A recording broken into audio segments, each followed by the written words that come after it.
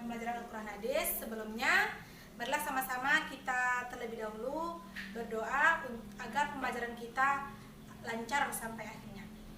Baik, berdoa mulai. Berdoa selesai. Selanjutnya Ibu akan ngambil absen dulu. Nadia Fajar, Maisyarah, Nur Lili. Oh baik, semuanya hadir. Selanjutnya kita langsung saja kepada pembelajaran kita hari ini. Sebelumnya, apakah Anda semua ingat pembelajaran kita sebelumnya? Ya, pembelajaran kita adalah mengenal tentang Al-Quran, yaitu berkaitan dengan pengertian Al-Quran, fungsi Al-Quran, manfaat Al-Quran. Sebelumnya kita masuk kepada materi yang akan kita bahas hari ini. Apakah Anda semua ingat apa itu pengertian Al-Quran? Ya, Nelga Putri? Baik, jika tidak ada yang ingin mencoba mengungkapkan pendapatnya, Ibu akan mengingatkan kembali apa itu Al-Quran. Al-Quran merupakan kalamullah yang diturunkan Allah kepada Rasulullah SAW melalui perantara malaikat Jibril, dan yang berisi pedoman hidup bagi umat manusia, yaitu berupa ajaran dan larangan-larangan serta hikmah-hikmah, dan juga dipergunakan atau difungsikan sebagai pedoman hidup bagi umat manusia yang diturunkan selama 22 tahun, 2 bulan, dan 22 hari. Di mana di dalam Al-Quran ini tercantum di dalamnya pokok-pokok ajaran, yang mana pembahasan kita hari ini adalah tentang pokok-pokok tersebut. Pokok-pokok ajaran.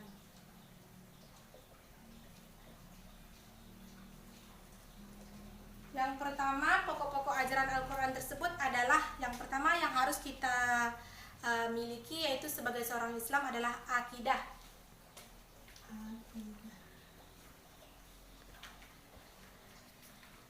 Sebelum kita membahas tentang akidah, bagaimana Anda semua, apakah ada yang telah mengenal kata akidah?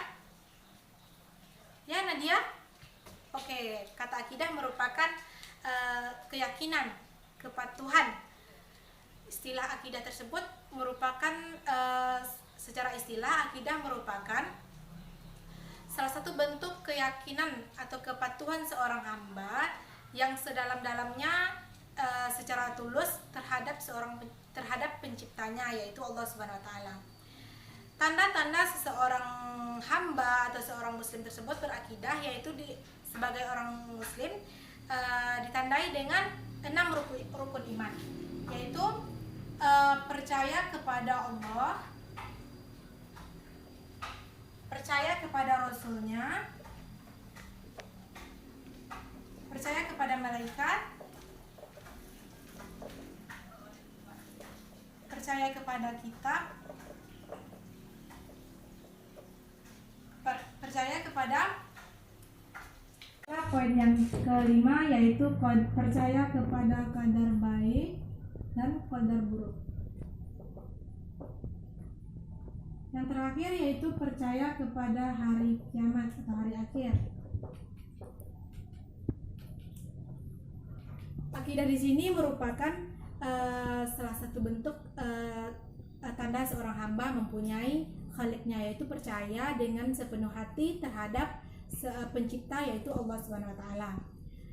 Akidah di sini banyak dijelaskan di dalam Al-Qur'an, salah satunya yaitu pada Quran surah Al-Baqarah ayat 163 dan juga pada Quran surat Al-Ikhlas ayat 1 sampai 4.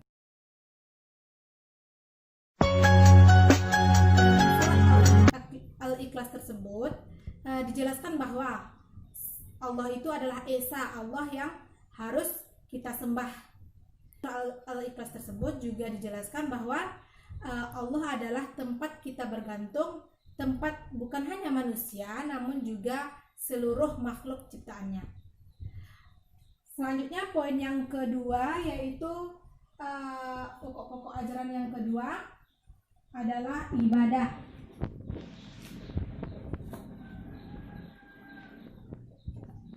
Ibadah di sini merupakan salah satu bentuk pengaplikasian bahwa seorang hamba telah mempunyai akidah, maka diaplikasikan dalam bentuk ibadah. Ibadah secara bahasa diartikan sebagai taat, patuh, dan tunduk.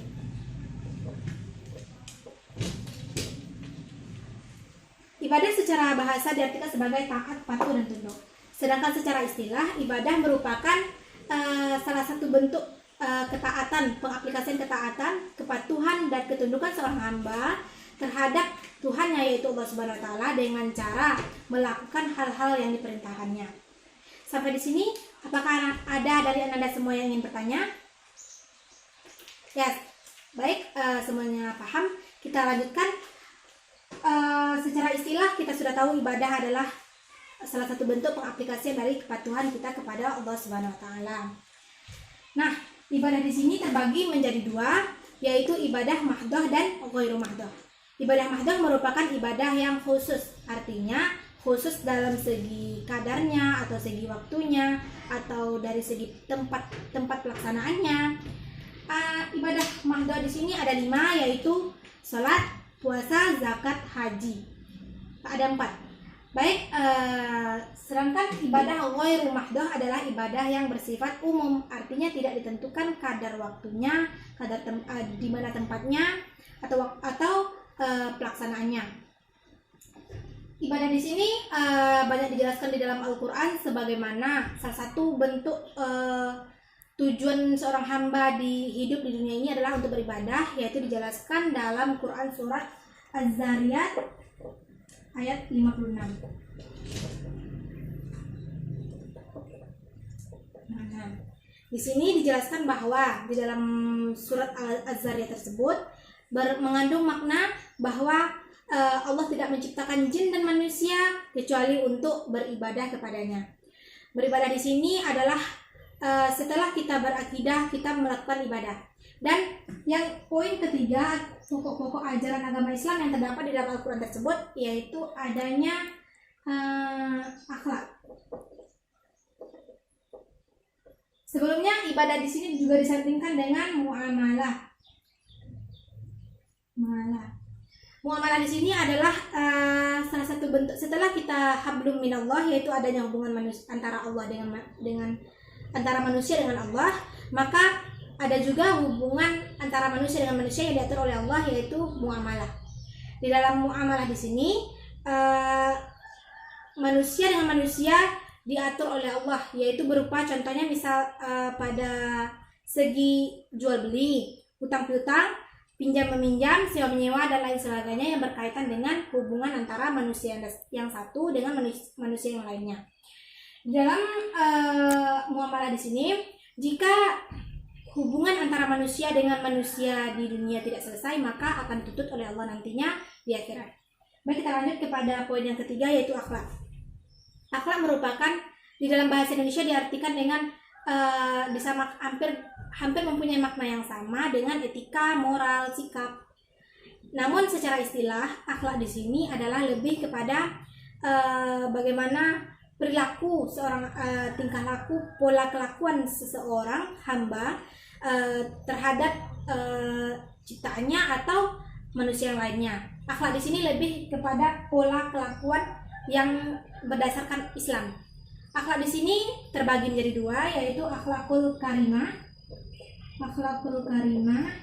dan akhlakul mazmumah.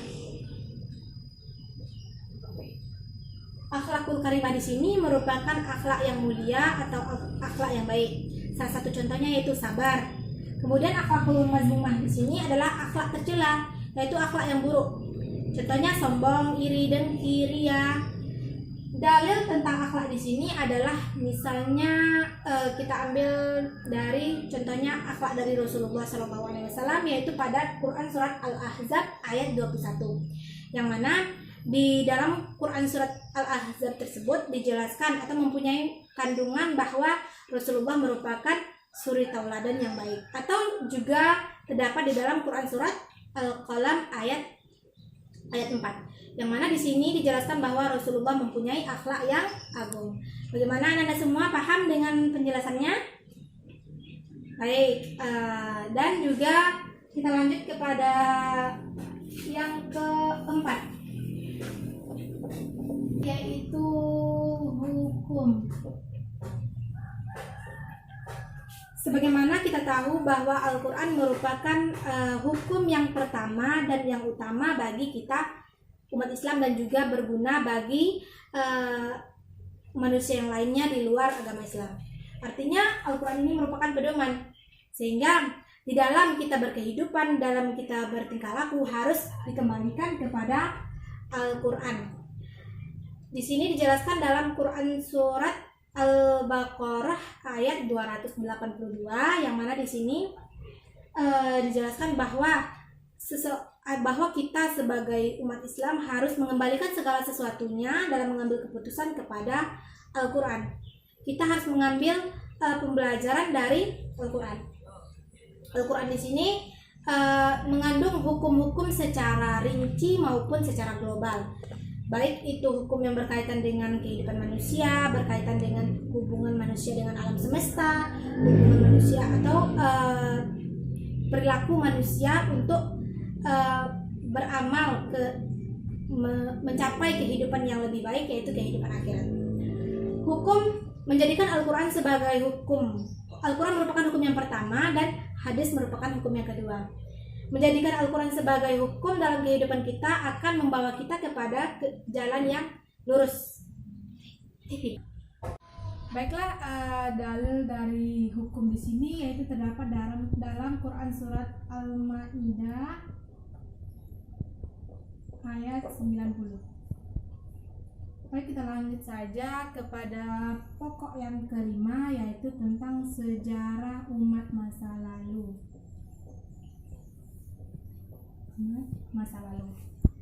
Sebelumnya, bagaimana? Apakah Ananda semua tahu kenapa sih sejarah umat masa lalu perlu kita pelajari untuk masa yang sekarang ini? Ya, betul Ananda. Sejarah umat masa lalu perlu kita pelajari agar kita selaku umat masa kini tahu tentang bagaimana pola kehidupan atau proses kehidupan umat masa lalu untuk dijadikan ibrah. Sejarah umat masa lalu berkaitan dengan sejarah yang baik, ada sejarah yang buruk. Di sini sejarah yang buruk kita perlu pelajari juga agar kita bisa mengambil ibrah untuk tidak melakukannya di masa yang datang atau masa sekarang ini. Kemudian sejarah yang baik di sini perlu kita ambil pelajaran juga agar kita bisa menerapkannya untuk perbaikan kehidupan kita pada masa sekarang ini dan juga pada masa berikutnya.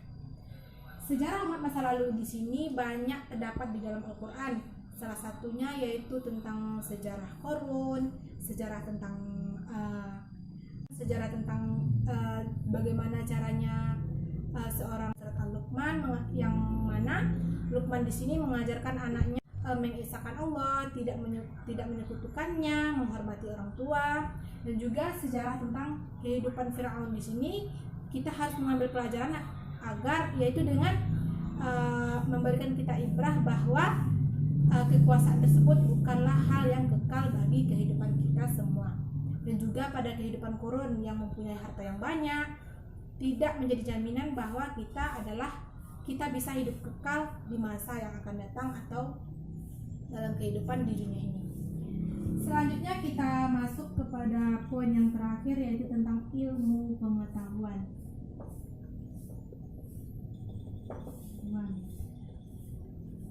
Sebagaimana kita tahu bahwa Al-Quran merupakan kalam Allah, kalam dari yang maha mengetahui.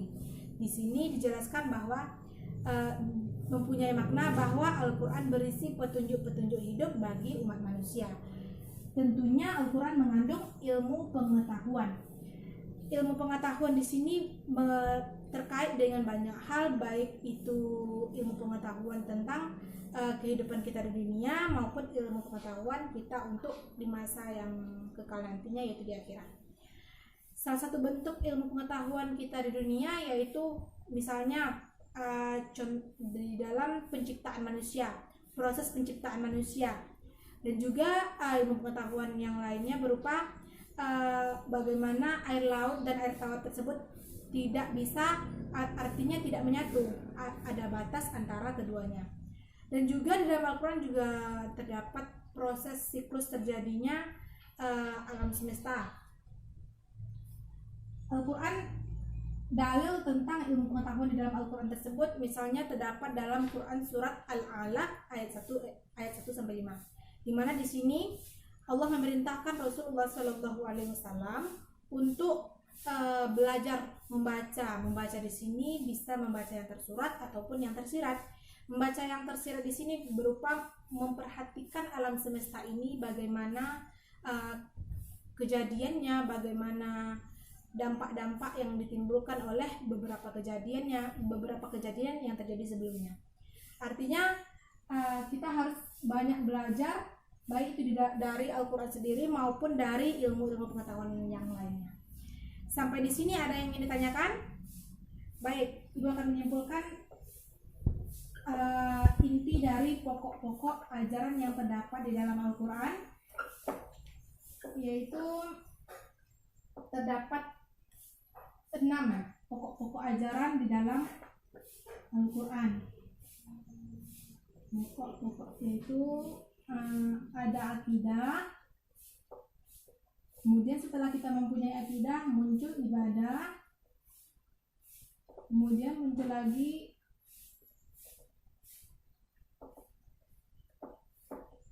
akhlak, kemudian juga terdapat hukum,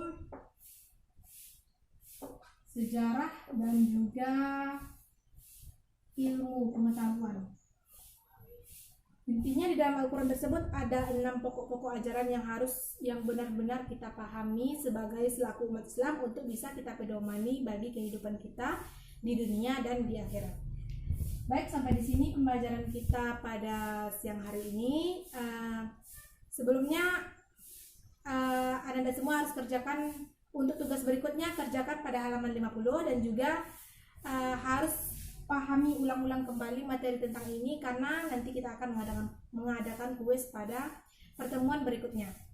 Selanjutnya, jika tidak ada lagi yang ingin ditanyakan, Ibu akhiri pembelajaran kita pada siang hari ini dengan membaca hamdalah, dan jika ada kesalahan Ibu mohon maaf. Billahi taufiq wal hidayah. Wassalamualaikum warahmatullahi wabarakatuh.